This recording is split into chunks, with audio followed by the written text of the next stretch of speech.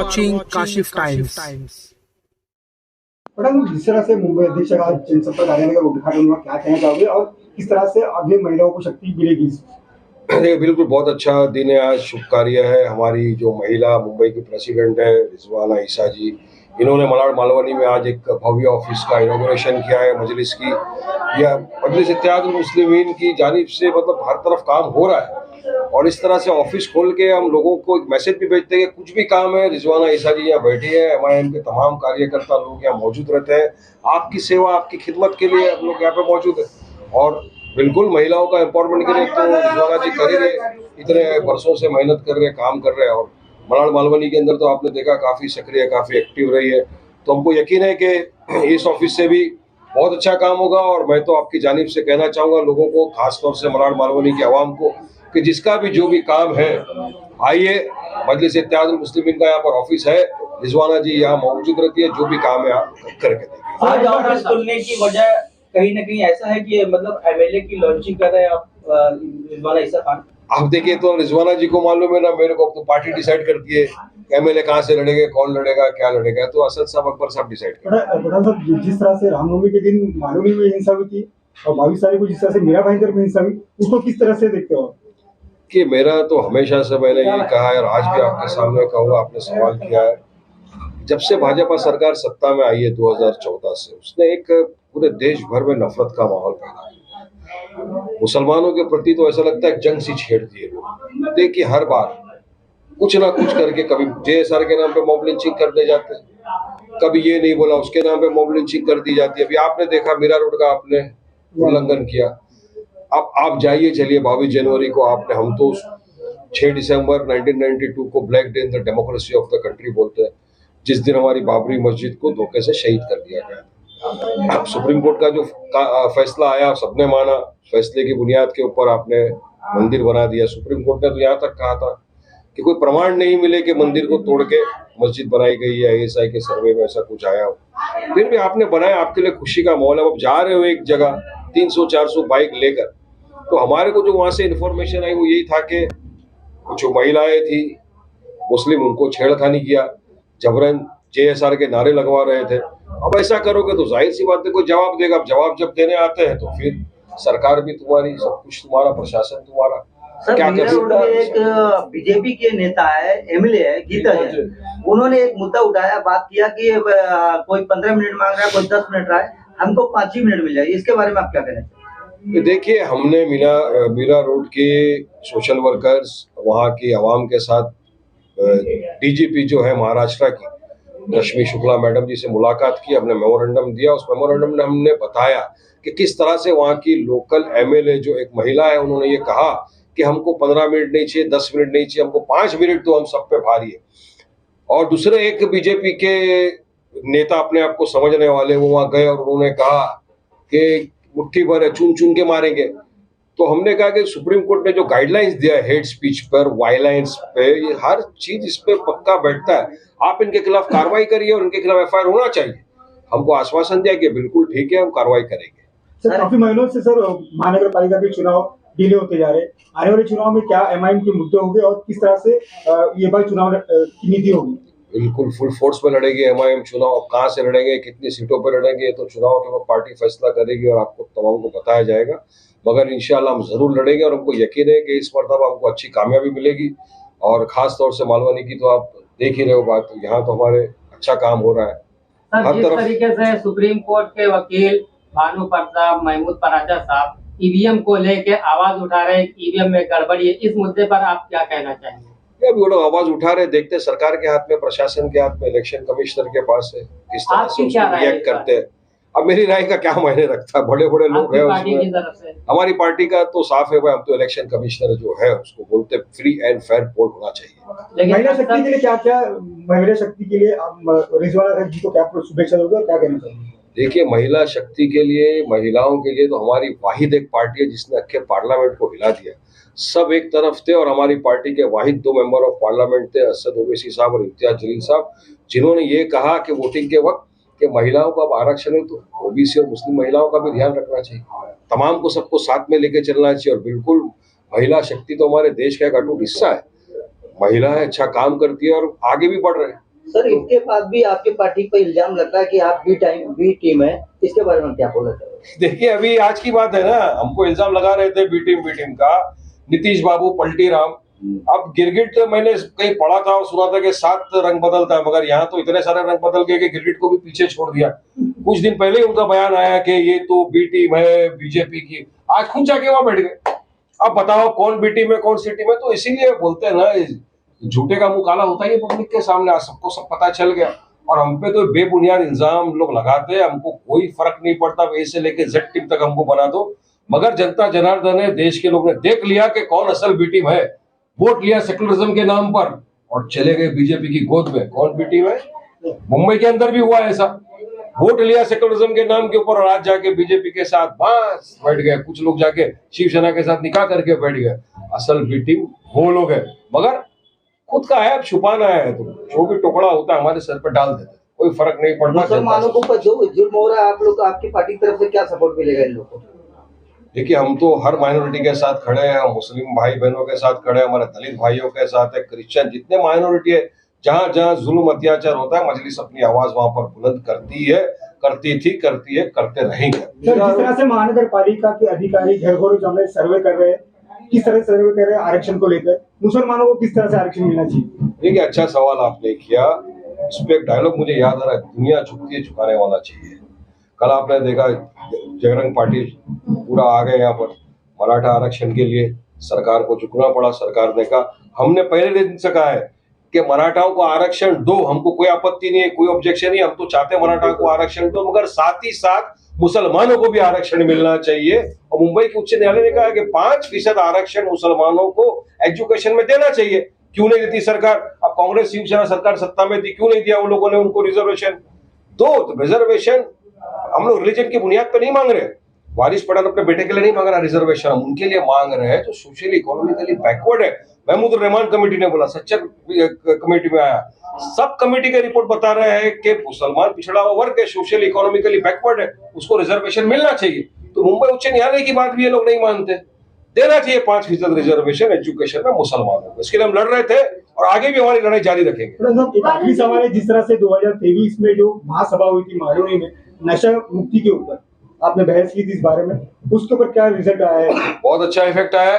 अभी भी यहाँ के अफसरों ने बताया है कि नशा मुक्त जो था, नशा का यहाँ पे कारोबार व्यवस्था जो चल रहा था, काफी हद तक उसके अंदर कमी आई है। हम लोग तो खुद जहां जहां हमको पता चलता है कि यहाँ ये हो रहा है, हम पुलिस को इन्फॉर्म करते, देखो तुम स्टेप लो, तुम एक्शन नहीं लेंगे तो फिर हम घुसेंगे। पहले आवेदन है, फिर निवेदन है, तो उसके बाद दे धनाधन है। बंद तो करेंगे नशा। नशा तो पूरी हमारी जो युद्ध को तबाह बर्बाद कर रहा है, हम उसके खिलाफ जंग लड़ रहे हैं। नशा खत्म होना चाहिए। वारिस जी, मेरा सवाल ये है, काफी लोगों को कंफ्यूजन है एमआईएम की मोनोपोली क्या, एमआईएम लोगों से चाहती क्या है? एमआईएम किस तरह से उम्मीद करती है कि लोग उन्हें किस तरह से भरोसा करे या सपोर्ट करे? काफी लोगों को कंफ्यूजन है, what MIM needs from us? देखिए एमआईएम चाहती है कि लोग उनको मोहब्बत से नवाजे, दुआओं से नवाजे, ताकि लोगों का काम कर सके। आज एमआईएम ये भी चाहती है, आपने देखा होगा यादवों को आप पूछिए आपके पास नेता है तो बोलेंगे है हमारे पास नेता। जाटों को पूछिए नेता है आपके पास, है हमारे पास नेता।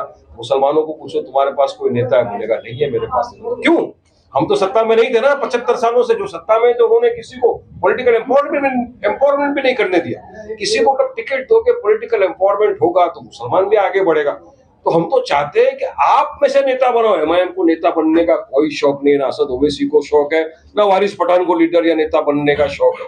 हम तो लोगों के कार्य के लिए, लोगों के काम के लिए आगे आई है। और जमात का काम है और वर्क इज अवर आइडेंटिटी। लोगों के मसले मसाइल हल कब होंगे? जब पॉलिटिकल एम्पावरमेंट होगा, तब आगे बढ़ेंगे। तो हम बोलते हैं कि आप में से नेता चुनो, भेजो पार्लियामेंट में, भेजो असेंबली देश की जनता को अगर कोई कानून नापसंद है, कोई चीज नापसंद है, तो क्या उसको आप फिर भी लागू कर सकते हैं? ये सही है या गलत है? अब सुप्रीम कोर्ट है, देश की सर्वोच्च न्यायालय तो सुप्रीम कोर्ट है ना, सुप्रीम कोर्ट फैसला करती है। अब पार्लियामेंट का बनाया हुआ कानून है प्लेसेस ऑफ वर्शिप 1991 बराबर है, जिसमें क्या कहा है पता है आपको? 15 अगस्त 1947 के पहले के जितने भी रिलीजियस मॉन्यूमेंट स्ट्रक्चर्स है, आप उसका नेचर कैरेक्टर चेंज नहीं कर सकते। फिर भी ये लोग सर्वे कराने जा रहे हैं।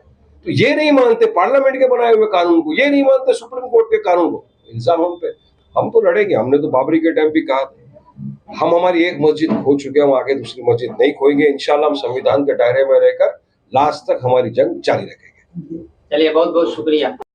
मुंबई अध्यक्ष बनने के बाद एक महिलाओं में नई शक्ति दिख रही है और आज जनसंपर्क कार्यालय का मुंबई का मालूनी में उद्घाटन हुआ। क्या कहना चाहोगे, किस तरह से एमआईएम में महिलाएं ज्यादा तौर पे जुड़ना चाहिए, क्योंकि जो 18 साल की उम्र के बच्चे, यंग जनरेशन है, वो जुड़ना चाहता है, तो उनको क्या संदेश देना चाहोगे? देखिए, संदेश तो मजलिस इत्तेहादुल मुस्लिमीन का जनाब बैरिस्टर असदुद्दीन ओवैसी साहब ने दिया है कि महिलाओं को भी सक्षम होना चाहिए, महिलाओं को भी सियासत में आगे आना चाहिए, क्योंकि आज जो हालात चल रहे हैं देश में, आप लोग देख रहे हैं कि महिलाओं के साथ भी सियासत हो रही है। महिलाओं की सुरक्षा बोल के महिलाओं को सुरक्षा नहीं दी जा रही है। तो जैसे हमारे वारिस भाई ने अभी कहा, और मैं सबसे पहले मैं वारिस भाई को शुभकामना दूंगी कि मुंबई के अंदर जब भी हमें कोई तकलीफ होती है, जब भी हमें कोई प्रॉब्लम आती है किसी भी समस्या को लेकर, तो हमें वारिस भाई का बहुत सपोर्ट है। और मैं ये देख रही हूँ कि वारिस भाई पूरे हिंदुस्तान में एक बेबाक आवाज है, मजलूमों के लिए बेबाक आवाज एक वाहिद वारिस भाई की उठती है। आप लोग देखते हैं, मीडिया आप चलाते हैं तो मीडिया में एक वारिस भाई है जो हक पे बात करते हैं। तो मैं यही साथ में कहना चाहूँगी, आज हमारे वारिस भाई यहाँ पर आए और हमारे लिए टाइम दिया और हमारे ऑफिस का ओपनिंग उनके हाथों से हुआ। मैं बहुत ही अपने आप को खुश नसीब समझूंगी और महिलाओं को खुश नसीब समझूंगी। आने वाले दिनों में मुंबई में कितने जनसंपर्क कार्यालय के उद्घाटन होंगे? देखिए, अभी तो महिलाएं आगे आ रही हैं, महिलाएं आगे आके सियासत में हिस्सा ले रही हैं। इंशाल्लाह आगे बहुत मजबूत होंगी और कार्यालय भी उद्घाटन होंगे, आपको देखते जाइए। आने वाले महानगर पालिका के चुनाव में किस तरह के मेयर देखना चाहते हो, एमआईएम का, शिवसेना का या इतर? देखिए, 50% तो महिलाओं का आरक्षण है मुंबई बीएमसी में, तो ठीक है, इंशाल्लाह हम जैसे वो हमारे वरिष्ठ असदुद्दीन ओवैसी साहब और अकबर साहब जैसे भी कहेंगे, जितनी सीट पे यहाँ पे लड़ाएंगे उतनी महिलाएं जितनी जीत के आएंगे, और पूरी मेहनत से हम मजलिस इत्तेहादुल मुस्लिमीन का पूरा काम करेंगे, घर घर परचम लहराएंगे और आने वाले समय में बहुत अच्छा एक रिजल्ट देंगे इंशाल्लाह। अबू भाई और शंकर, आपसे भी एक सवाल होगा मेरा। आप दोनों जन से, आप तीनों जन बैठे, आपकी बार मलाड मालोनी के अंदर आपकी कितनी सीट आ सकती है, क्या लग रहा है आपको? भाई, हमारी तो कोशिश हमेशा ये रही है और कर ही रहे हम लोग। आज जैसे मेरा प्रेसिडेंट का ऑफिस का ओपनिंग हुआ, उसी तरह आज आजमी नगर भी एक यूथ प्रेसिडेंट का हमारा ऑफिस का ओपनिंग वारिस भाई का इंतजार था। टाइम देने के लिए रेवाना मैडम को बोला गया था। वारिस भाई ने बड़ी मेहरबानी की है हमारे दोनों के ऊपर, यहाँ आकर यहाँ ओपनिंग किए। अब जाने के बाद हम दूसरी भी ओपनिंग करने के लिए जा रहे हैं। मालोनी में हम कम से कम 4 सीट लड़ाने की तैयारी में लगे हुए हैं, उसी मुद्दे से हम काम कर रहे हैं।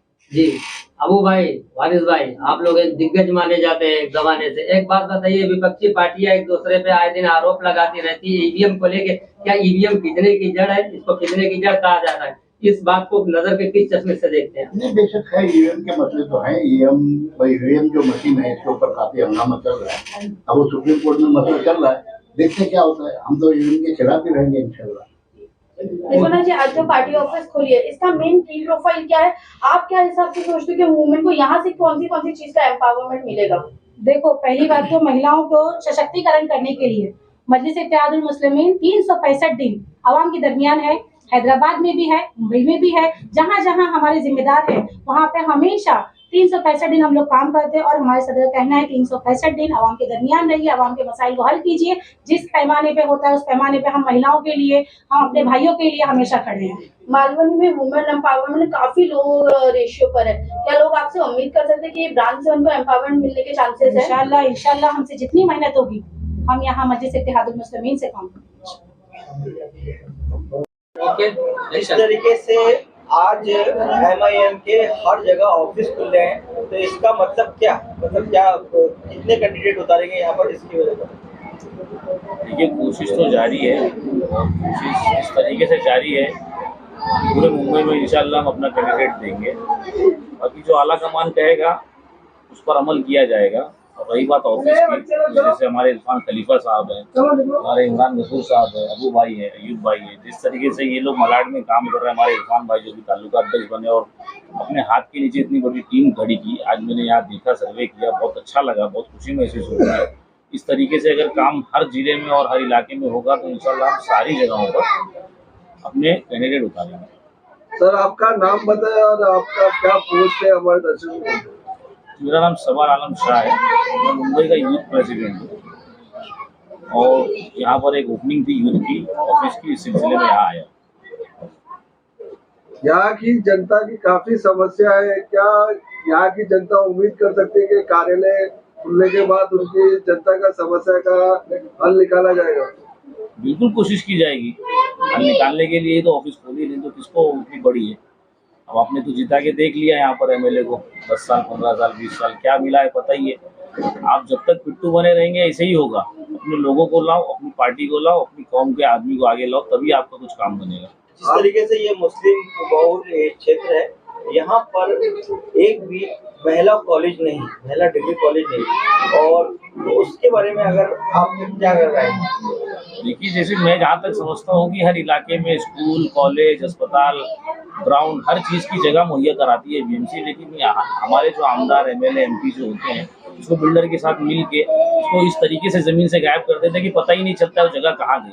अगर हमारे लोग आएंगे क़यादत में तो इंशाल्लाह अगर जैसे जैसे हमको ये चीज़ पता चलेगी, इसका हल निकालते जाएंगे। आजमी नगर में आने के लिए बहुत ट्रैफिक का समस्या का सामना करना पड़ता है, इसके ऊपर आप क्या कदम उठाएंगे?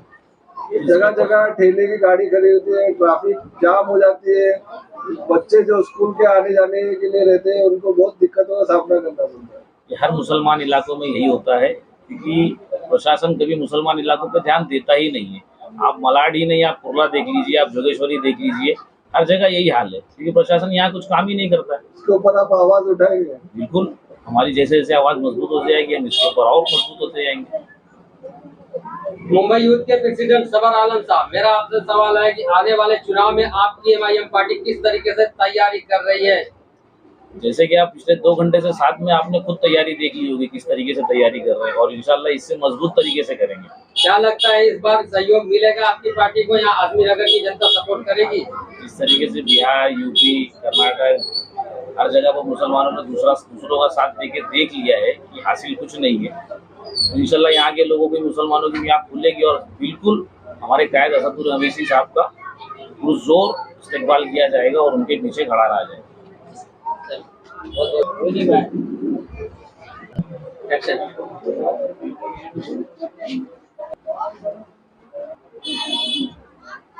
जिस तरीके से आप उसकी ओपनिंग हुई, क्या कहना चाहते हैं ओपनिंग के बारे में? अच्छी ओपनिंग अच्छी हुई, लोगों का क्राउड है इधर, एमआईएम के लोग चाहते हैं, जुड़ रहे हैं। अभी तो कार्यालय नहीं था, कार्य करने के लिए कार्यालय जरूरी होता है। हमने सोचा कि कार्य तो वैसे भी हो रहा था, लेकिन कार्यालय रह के भी कार्य करेंगे तो अच्छा कार्य होगा, लोग जुड़ेंगे हमसे। और अल्हम्दुलिल्लाह हम काम भी करते हैं, हर सोसाइटी में जाके लोगों से मिल रहे, जुड़ रहे हैं लोग, जो है हर गली गली में हमारे सदर जनाब बैरिस्टर असदुद्दीन ओवैसी साहब का मैसेज घर तक देके जा रहे हैं, पहुंचा रहे हैं, लोगों को जोड़ रहे हैं। कार्यालय हो गया अल्हम्दुलिल्लाह, और आगे भी हम बहुत और जिद्दो-जुनून के साथ और ये काम को अंजाम देंगे इंशाअल्लाह। आने वाले वक्त में एमआईएम पार्टी यहाँ से बहुत जल्दी अपना परचम लहराएगी।